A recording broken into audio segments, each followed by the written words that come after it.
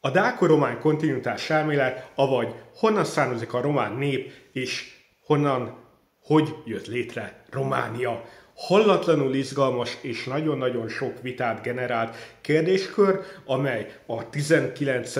századtól izmosodott, 20. században mondjuk úgy szakaszba érkezett, és napjainkban is van egy felvirágzása ennek az alternatív román történetszemléletnek, történet értelmezésnek. Ezt a kérdéskört fogom most szépen körbejárni, onnan, hogy mi az alapvető eredő, van-e bármi alapja, realitása a dáko-román kontinuitás elméletnek, egészen az 1989-90 környékét érintő rendszerváltásig veszem végig a főbb sarokpontokat, elsősorban történettudományi oldalról megvizsgálva, és hát akkor fogjuk látni, hogy miért, hát finoman szóval is egy picikét kreatív elmék által szült ez a gondolat, történelmileg, régészetileg, epigráfilag, tehát felirattan, ügyileg és nyelvészetileg sem igazolható a dáko-román kontinuitás elmélet,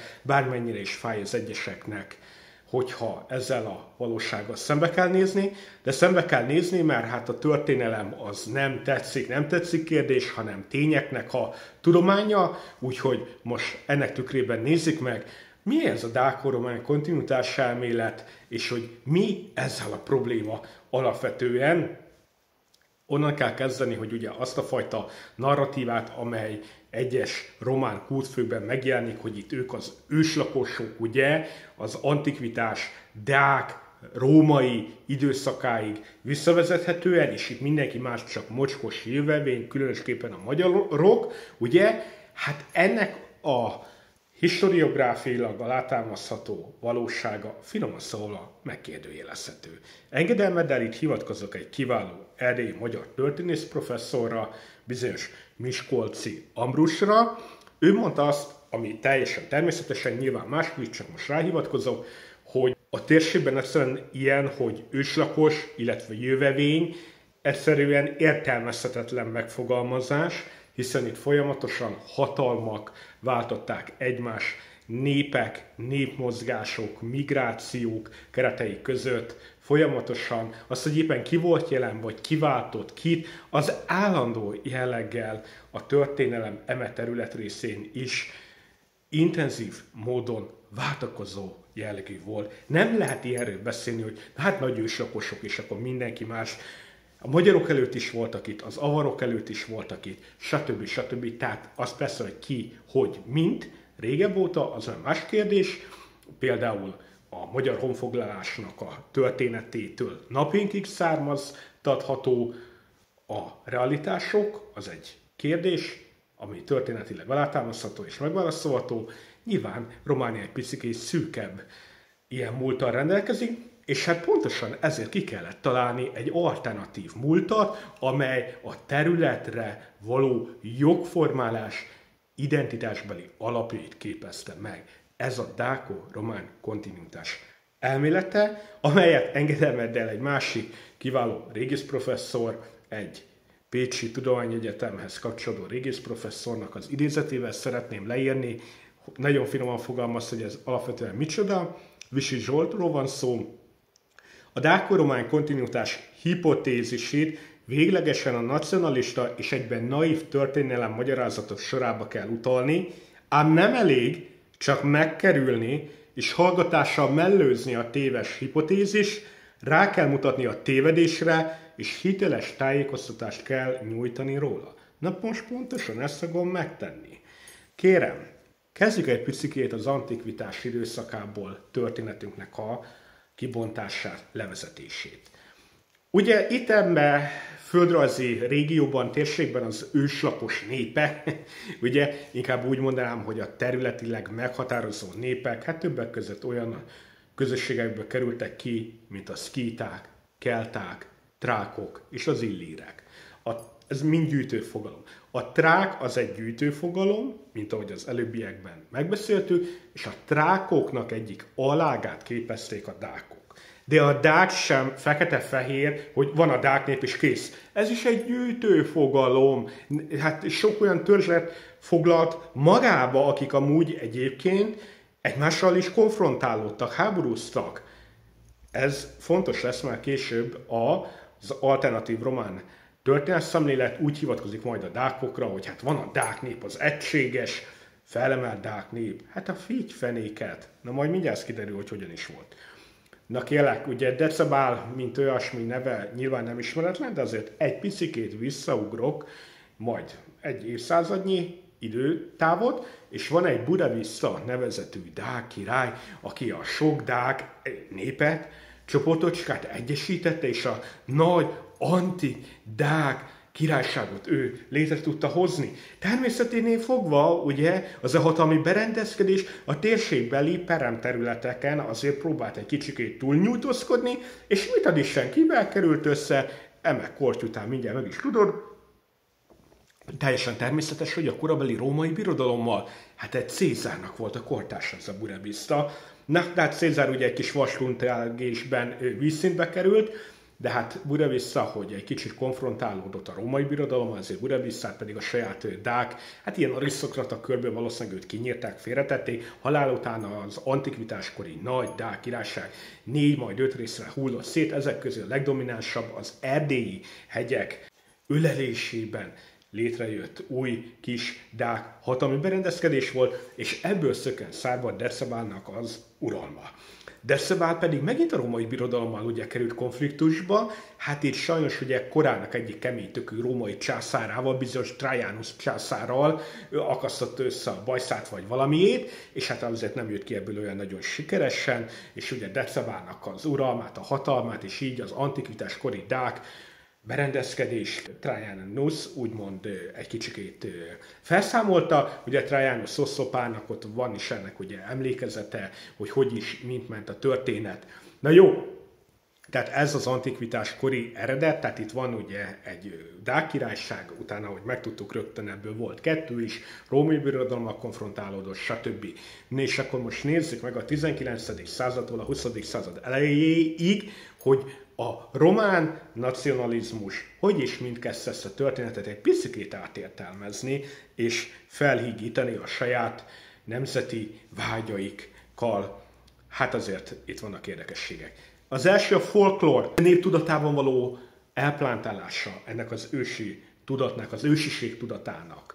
Nem máshoz kapcsolódik, mint egy bizonyos Georgi Asaki nevezetű, hát egyébként a kornak egy szuper tudósa volt, egy hallatlan nagyműveltségű ember volt, nagyon sok mindenhez ért, a francia felvilágosodás szellemiségével át volt itatva, és ő írt gyakorlatilag egy ilyen, hát hogy is fogalmazzam, egyszerűen egy olyan mesét, amelyben a Decebál királynak a lánya, Docia és Trajanus vélt, vagy valós szerelmét úgymond bontotta ki. Na most ugye a Docia baba, ugye a román népjedelmnek egy központi alakja, és ez a Dociáról ugye röviden annyit kell tudni, hogy a mítosz szerint, hogy egy picit, ahogy megláttam, hogy Trajanus mit csinált ugye a dák hazájával, hát ott egy kicsikét ugye bedurcáskodott, Trajanusnak pedig ugye viszketett az ágyéka, és azért egy kicsikét elkezdett volna randizni Dociával, hát nyilván ez nem jött össze, Docia imádkozott a dák főistenhoz, hogy jaj, mentse már meg a nyomorult Trajanustól,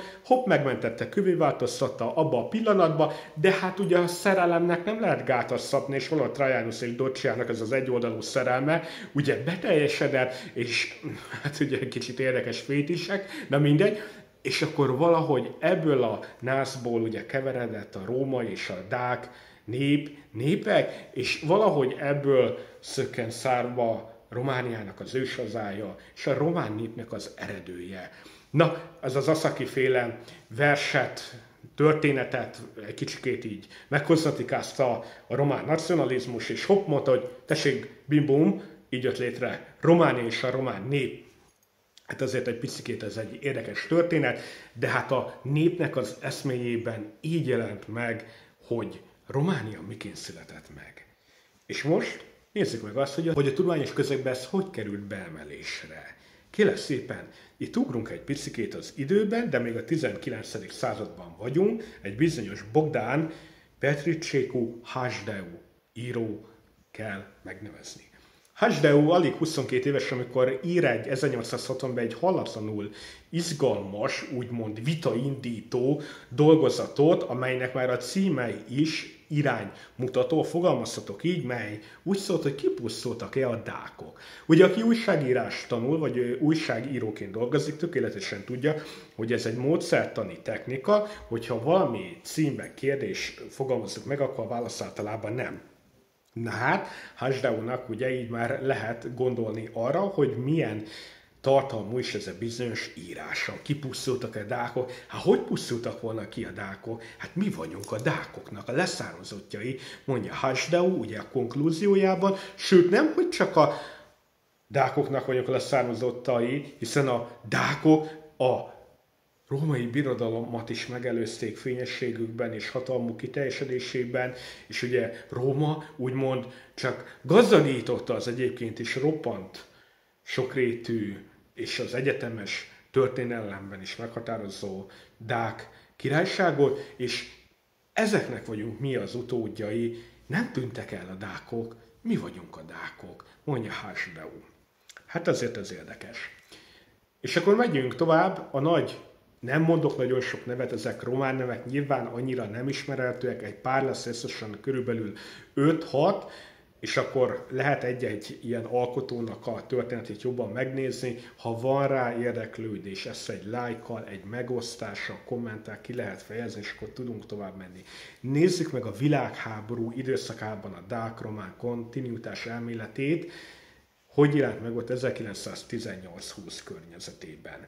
Ugye ez az időszak a történelmi Magyarországnak a szétrobbantása, szétomlásának az időszaka, magyar szempontból ez egy gyászperiódus, a környező kis államok, vagy nagyobb államok, például Románia, hogy mekkora nagy lett, ugye, de akár egy szerb vonatkozásban is, ugye ez a győzelem napja, ugye ez a nemzeti megszületés, vagy nemzeti újhodásnak az időszaka, tehát öröm, ünnep, 1918. december 1. Gyulafehérvári gyűlés, ahol a románok kimondták, hogy Erdély nem kíván többet a magyar elnyomás része lenni, csak persze a magyarokat elfelejtették erre a gyűlésre meghívni, nyilván eltévesztették a címzés, ugye nem ment ki az internetes levél, na mindegy, van ez így. Hát ugye nekünk ez pedig egy gyász, nyilván üléspont kérdése, de a román politikai felfogásban 1918. december 1-e egy nemzeti ünnepnap. Jó, és akkor ebben a periódusban vagyunk, és itt kérlek szépen egy újabb érdekes személyt kell megfogalmazni, aki az új Dacia, hát ugye ez a kocsi, de annak is a története valahogy ide kapcsolódik, nem ok nélkül lett a román népautó a Dacia. Na majd erre egy másik történetet el fogok mondani, csak egy véletlen elhintés volt. Tehát az új Dacia, a Romagna Mare, a nagy Románia testében az új Dacia megszületett, és ezt valahogy ideológilag össze kellett tákolni, és például ennek volt az egyik ilyen úttörője, egy bizonyos Dimitri Oncsul nevezetű román történész, hát történészi munkakörnek annyira nem megfelelőképpen működött, inkább propagandista volt, ez sem mindegy. Tehát ő a Román Tudományos Akadémiának az egyik ülésén, 1919-ben, ő ugye amellett tett hitelt, hogy hát kérem szépen, itt az antikvitás korában, amikor a római birodalom az Adriai-tenger keleti felétől a Duna keleti határáig az ősi illír területeket megszervezte, de kérem szépen, akkor született meg az ősi Dácia, amelynek egyértelmű örökösei a román név, és mint ilyen őshonos. Teljesen természetesen. Sőt, ugye, ő azt is mondja, hogy itt míg a szlávok bejöttek, nem volt probléma. A szlávokkal sem volt nagyon probléma.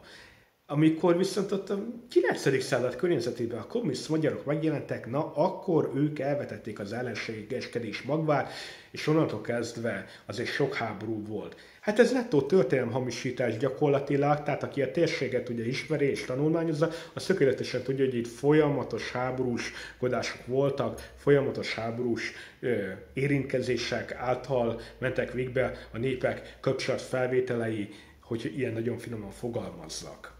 És akkor ebben az időszakban van egy másik érdekes személy, egy bizonyos Nikolai Jorga. Jorgára is nagyon sokan szoktak hivatkozni. Ő a 30-as években írt egy olyan munkát, amelyben, tehát ez egy ilyen 10 kötetes Románia, vagy román történet, és abban teljes mértékben a dák ősiség volt a fő sorvezető, arra fűzte fel az egész 10 kötetnek a narratíváját. Innentől kezdve ez megint olyan, amikor hát megvan egy vélemény, és a véleményhez tesszük össze a különféle forrásokat, és nem úgy van, hogy a forrásokat megdolgozzuk, és abból leszűrjük a konklúziót. Nem, itt megvan a konklúzió, a dák ősiség, és ahhoz összeválogatott ez a Jorga és minden. Hát napjainkban is nem hiába, ahogy Házsdeú, úgy Jorga is nagyon-nagyon népszerű az ilyen alternatív román történet szemléletekben, illetve a dáko-román kontinuitás hívők körében, akár Házsdeú, akár Jorga nagyon-nagyon intenzíven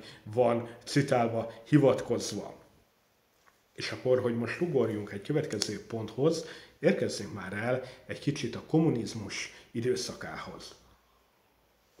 Miért érdekes? Mert hallatlanul érdekes, hogy a történelem alapvetően mindig, csak tudni kell ezeket egy picit megvilágítani. Miről van szó?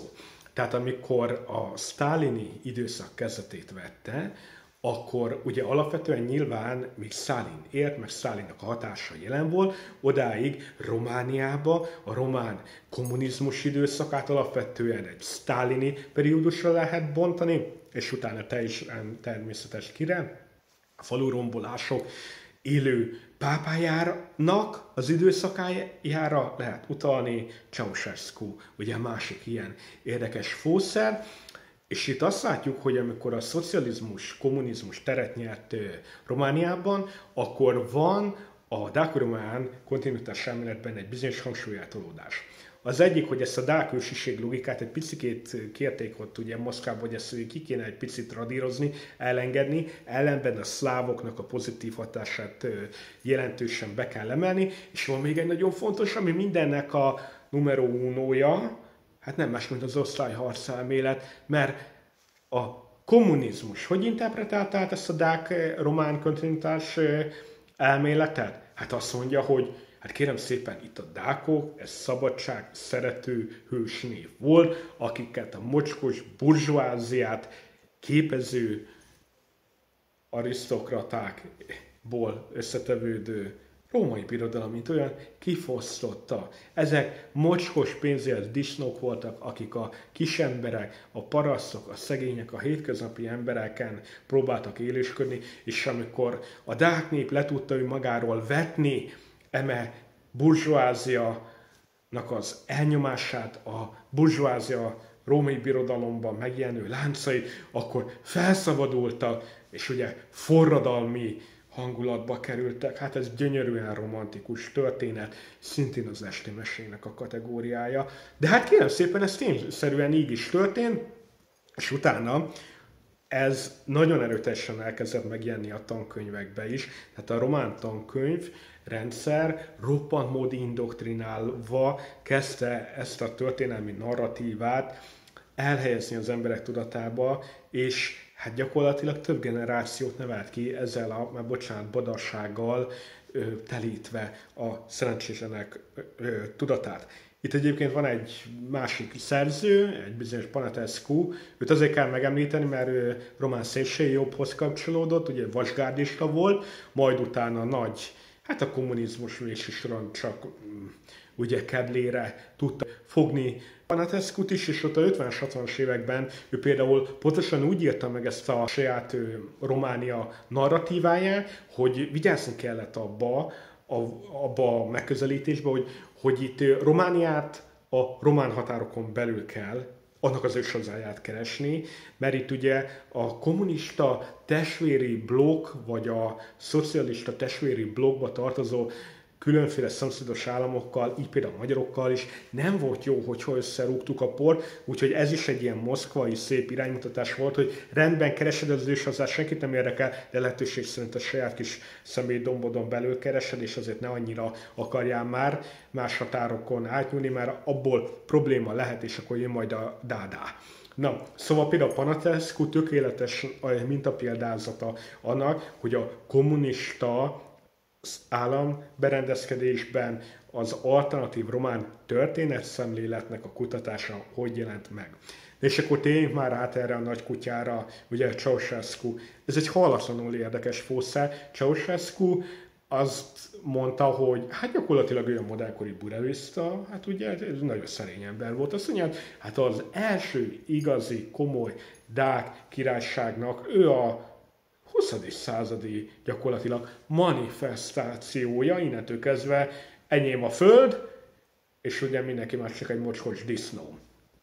És hát a serszemi kultuszát ugye ebben a kontextusban is próbálta ugye ezért meginterpretálni, vagy alátámasztani, legitimalizálni, hogy hát ő a modernkori buddhista, ő az ősi Deák hatalomnak a modernkori leképződése, és hát ő ezért teljesen megosztálva nyilván nagyon sok vonatkozásban. Neki ez annyira a tudatára szállott ennek a köde, hogy ő buddhista, modernkori buddhista, hogy egy ilyen harmadik utas, deák, román kommunizmus támadott meg, amely ahogy az Egyesült Államokkal, úgy ezért a Szovjetunióval szemben is konfliktusban áll. Ugye itt már nyilván a kommunizmusnak az utolsó fázisában vagyunk, közeledünk a rendszerváltás időszakához, amikor már enyhülnek ugye ezek a kommunizmusnak a birodalmi abroncsai, és azért ugye Ceausescu is már ilyen dolgokat megengedhetett magának, tehát azért mondjuk úgy, hogy egy kicsit nagyra vágyó volt, aztán persze meg is kapta ezért a járó jutalmát, na de ez megint egy másik történet. Na tehát kérlek szépen, Ceausescu tehát idejében csúcsra lett járatva a deáko-román kontinuitás elméletnek a megközelítése, és itt már egyébként a magyar kommunista vezetéssel is konfliktusba került, itt 70-es, 80-as évek tájékán vagyunk, mert már kényelmetlenné vált a magyar kommunista vezetés számára is, hogy jó, itt keresed a deák ősiséget, meg minden, de hát azért itt a magyarokkal, ugye, mint kommunista testvérállam, azért nem kéne annyira összerúgni a por. Szóval itt megjelent ugye egy 3 kötetes Erdély története, ugye a magyar részről, azért utána jött meg rögtön a román recepciója, válasza, és ment az adok-kapok, tehát ugye a Ceausescu-nak a gátlástalan és történelmileg finoman szóval alá nem támaszható téveszmés deák interpretációja már a magyar kommunista vezetés számára is kényelmetlenné vált. Na például ez nem biztos, hogy erről olyan sokat tudtunk. Na jó, hát így röviden szeretném zárni ezt a megközelítésemet a deák-román, vagy a deáko-román kontinuitás elmélet vonatkozásában, mert a rendszerváltásról napjainkig terjedő időszak egy újabb témakör fog, hát újabb előadás fog magáért szólítani, de hát először látnom kell, nyilván van-e rá érdeklődés, ezt nyilván, ahogy előbbiekben mondtam, akár a lájkok, kommentek, megosztások vonatkozásában fogom tudni interpretálni, magyarázni, és hogyha megfelelő mennyiségű a visszajelzés, akkor megyünk tovább, de hát hogyha most gyakorlatilag elmondottak is már érdeklődésedre számot tartó jelleggel kerültek bemutatásra, és egy kicsikét a deáko-román kontinuitás elméletben egy picikét ennek a főbb sorvezetőjét képező alakító személyekben egy picikét betekintést tudtál nyerni, akkor kérlek szépen, hogy ezt a videót lájkold és oszd meg, hogy minél több személyhez elő tudjon fordulni, ugye a videó ajánlókba és hasonlókba. Erről azért nagyon fontos beszélni, és ahogy arról is, hogy nálunk magyaroknál is azért vannak eléggé érdekes alternatív történetszemléletek, ugye, tehát hogy 20 000 éve itt vagyunk, meg mit tudom én, de ezekről is majd külön fogok beszélni, hogy a turanizmussal ez hogy van összefüggésben, milyen finoman szóval alternatív magyar történetszemléletek jelentek meg. Ez is egy nagyon érdekes kérdés, úgyhogy a Facebook és a YouTube-on könyvajánlók is lesznek feltüntetve a témakörben. Akit érdekel, nyugodtan el lehet olvasni őket, és lehet tovább is menni a témában. Csak mondom, jelezzétek, hogy van-e rá igény, és akkor nagyon szívesen köszönöm a megtekintést, minden jót kívánok, üdvözöllek!